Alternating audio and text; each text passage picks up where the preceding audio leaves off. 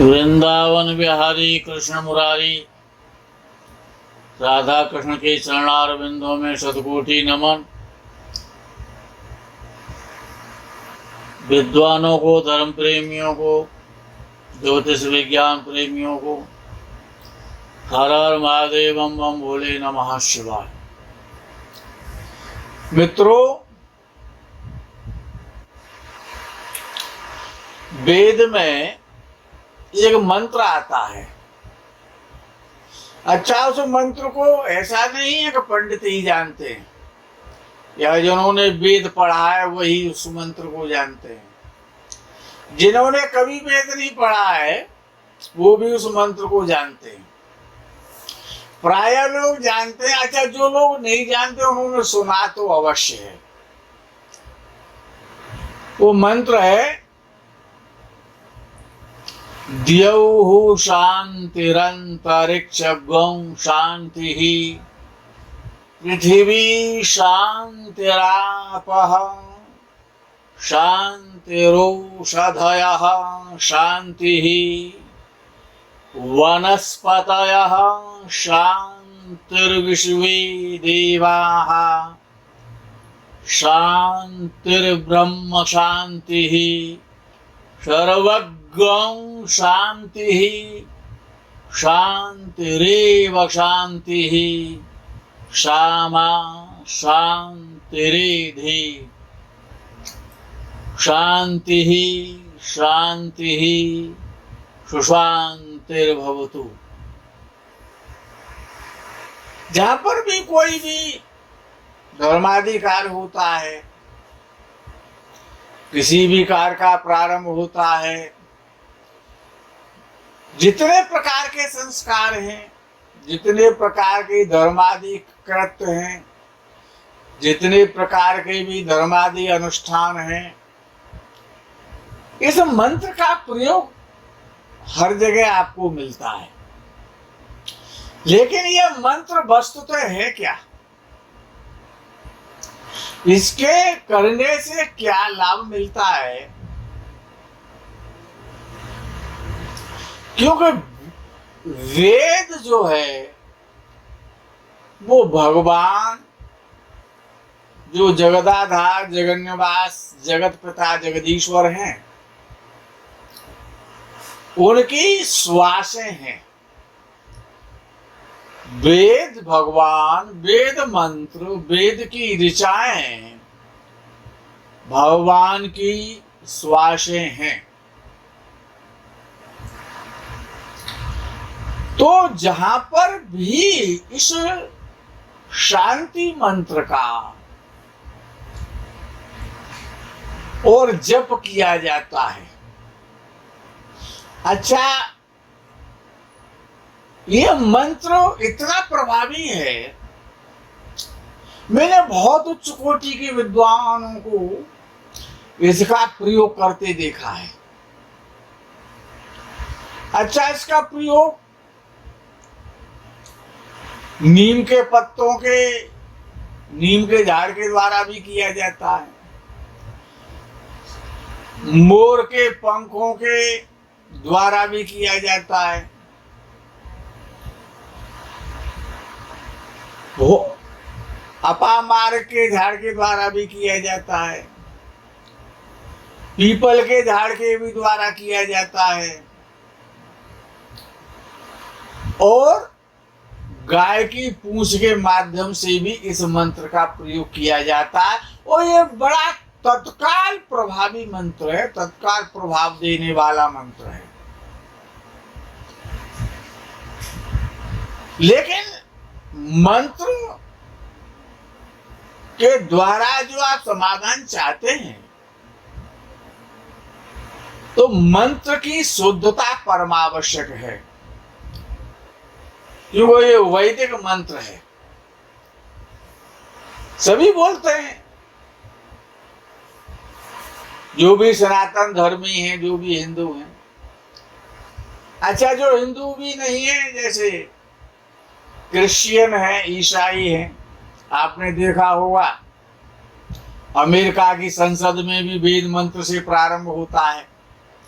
America की संसद में भी वेद मंत्रों का उच्चारण होते देखा गया है, बहुत बार देखा है हमने, सुना है उसे। ये जो मंत्र है समस्त प्रकार की आपत्तियां, विपत्तियां, नेगेटिव ऊर्जा,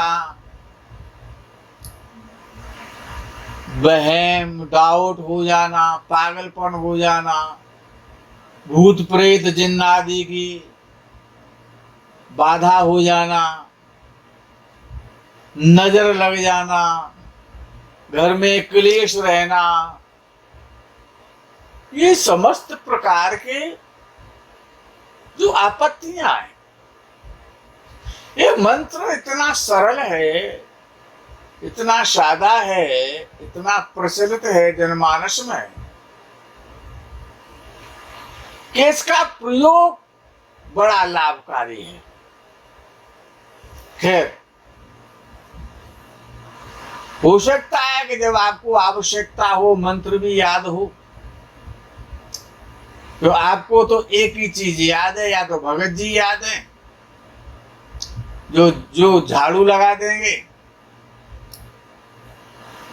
श्रद्धा से, या श्रद्धा भक्ति से आप उनको 100-200 रुपए दे आएंगे,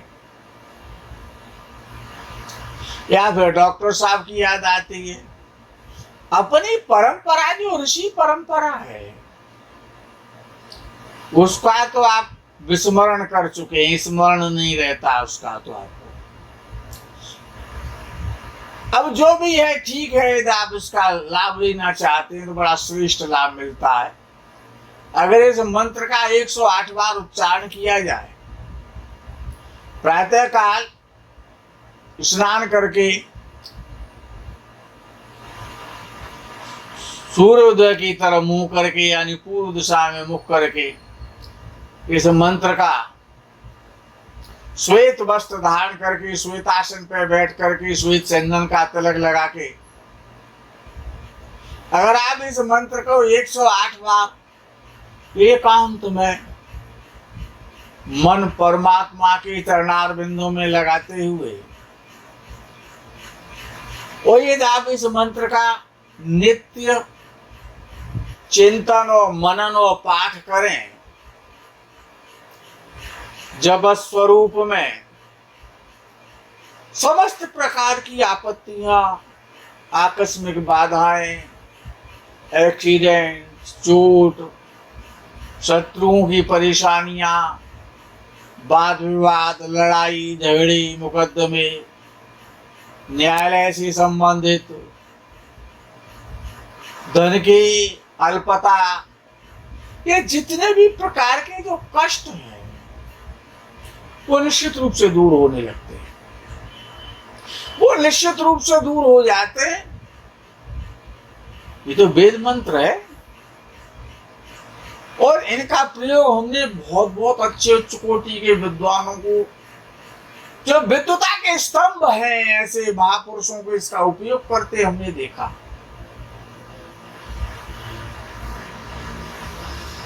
लेकिन विषय हम और आप तो ज्योतिष के जो है गुरु शिष्य परंपरा का निर्वाह कर रहे हैं। अब ज्योतिष में जन्म कुंडली में चंद्र कुंडली के माध्यम से, अर्थात चंद्र के द्वारा एक योग बनता है जिसका शुद्ध नाम है अमल योग, जिसमें मल ना हो, बिल्कुल निर्मल हो, अमल हो, जिसमें किसी प्रकार की कोई मिलावट ना हो, गंदी मिलावट ना हो। जितनी भी हो अच्छाइयां हो, तो कुछ विद्वानों ने उसको अमला योग कह दिया। अमला योग उसका बिगड़ा हुआ रूप है, लेकिन अमल योग उसका शुद्ध रूप है। अच्छा, जिस किसी की भी कुंडली में ये योग बन जाता है। अच्छा, यह योग भी 3-4 प्रकार से बनता है, एक प्रकार से नहीं बनता है। अलग अलग विद्वानों की पुस्तकों को, ग्रंथों को अवलोकित करने के पश्चात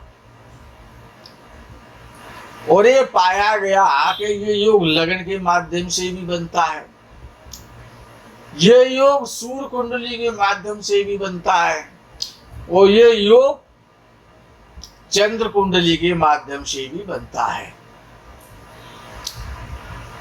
और वो बनता कैसे है, परिणाम में अभी आपको बता दूंगा। अमल योग तब बनता है कि चंद्र से दशम भाव में, चंद्र से दशम भाव में बृहस्पति अथवा शुक्र व्यवस्थित होते हैं तो अमल नाम का योग बन जाता है। और चंद्र ऐसे मान लो कि चंद्र से दसवें भाव में बृहस्पति बैठा है और चंद्र से सप्तम भाव में यदि शुक्र बैठा है तो ये योग ऐसे हो जाता है कि सोना स्वर्ण तो है, गोल्ड है, लेकिन उसका भी सुंदर आभूषण बना दिया गया, कर्णफूल बना दिया गया है। हाँ, इतनी उसमें सुंदरता आ जाती है कि चंद्र से दसवें भाव में बृहस्पति या शुक्र व्यवस्थित हो और चंद्र तो अमल योग बन जाता है। लेकिन उसमें जो और विशेषता, जो और अच्छाई, जो उसकी क्वालिटी अच्छी हो जाती है, उसमें जो सुपीरियरिटी आ जाती है, वो कब आती है कि लगन में चंद्र बैठा हो और शुक्ल पक्ष का चंद्र हो या पूर्णिमा का चंद्र हो, दसवें भाव में बृहस्पति बैठा हो और सप्तम भाव में शुक्र हो, तो इससे सुंदर अमल योग में हो नहीं सकता है। बड़ा निर्मल हो जाता है।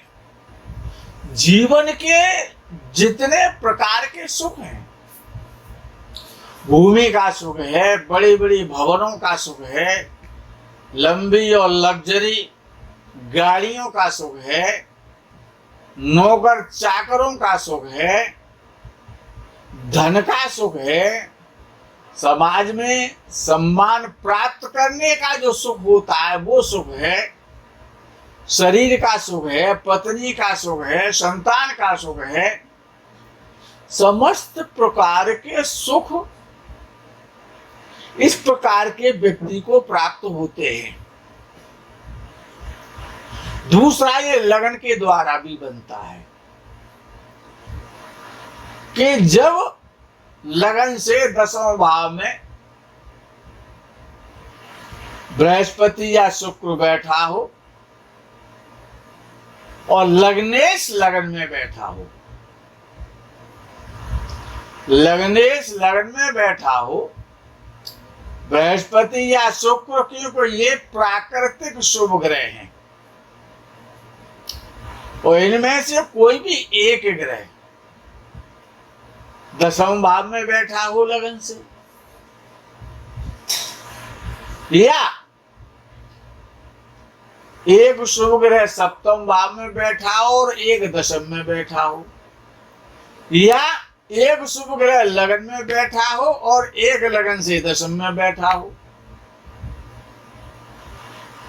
बड़ा सुंदर अमल योग बनता है। इसी प्रकार से सूर्य के द्वारा इसको जाना जा सकता है कि सूर्य स्वयं दसम भाव में हो, बृहस्पति या शुक्र, बृहस्पति सप्तम भाव में हो और शुक्र चतुर्थ भाव में हो, या लगन में बैठा हो। सूर्य से एक शुभ ग्रह लगन में बैठेगा तब भी उसका प्रभाव सूर्य को मिलेगा,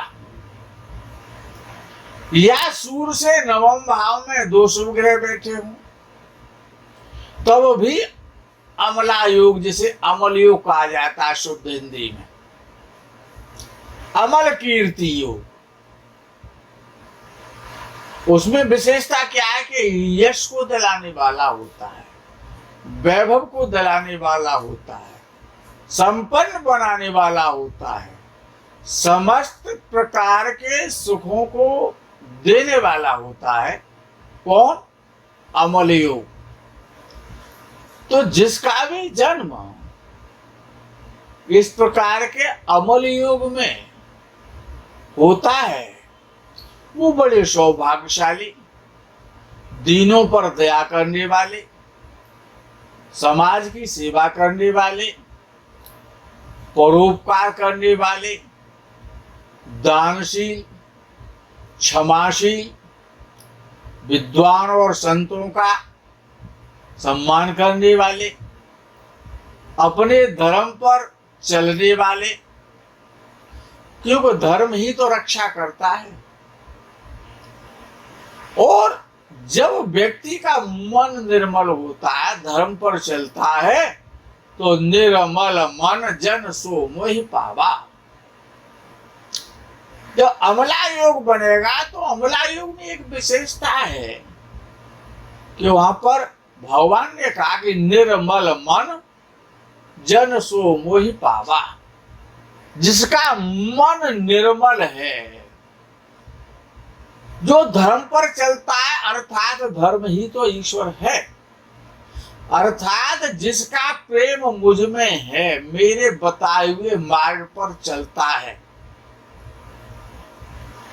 तो निश्चित रूप से मैं उसका पुत्र के, अपने पुत्र के समान, मैं पिता तो जगत का हूं ही हूं, लेकिन उस पुत्र का, उस अपनी संतान का विशेष रूप से ध्यान रखता हूं। तो ये जो अमल योग है, ये साथ साथ में ऐश्वर्य के साथ यशोपलब्धि भी कराता है, यशस्वी बनाता है, कीर्तिशाली बनाता है। पिता के नाम से पुत्र को नहीं जाना जाता है, फिर पुत्र के नाम से पिता का नाम जाना जाता है। तो जो जिनको अपने नाम से जाना जाता है और पिता पुत्र के नाम से जाना जाता है, ऐसे पुत्र ही तो कुल दीपक कहलाते हैं। ये जो अमल योग है, इसकी जितनी प्रशंसा की जाए, जिस प्रकार से कि जो शांति मंत्र है वेद का, द्यौः शांतिरंतरिक्ष गौं शांति, पृथ्वी शांतिरापः शांतिरूहदयः शांति, वनस्पतयः शांतिर्विश्वे देवाः शांतिर्ब्रह्मा शांतिः, सर्वज्ञं शांतिः, शांतिरेव शांतिः, सामा शांतिरेधि, शांतिः शांतिः सुशांतिर्भवतु। मित्रों, इस मंत्र का प्रयोग करें, जीवन बदल जाएगा। अपनी कुंडली में, अपने पुत्र की कुंडली में, अपने मित्र की कुंडली में, अपनी कन्या की कुंडली में, अपने सगे संबंधी की कुंडली में, वो अमल योग को जरूर ध्यान में रखें। यही परमात्मा, संसार की सुख भोगते हुए आपको परमात्मा की प्राप्ति करा सकता है। आपको परमात्मा की प्राप्ति हो, ईश्वर की अनुकंपा हो, इसी भावना और कामना के साथ में हर हर महादेव बम बम भोले नमः शिवाय। जय गो माता की।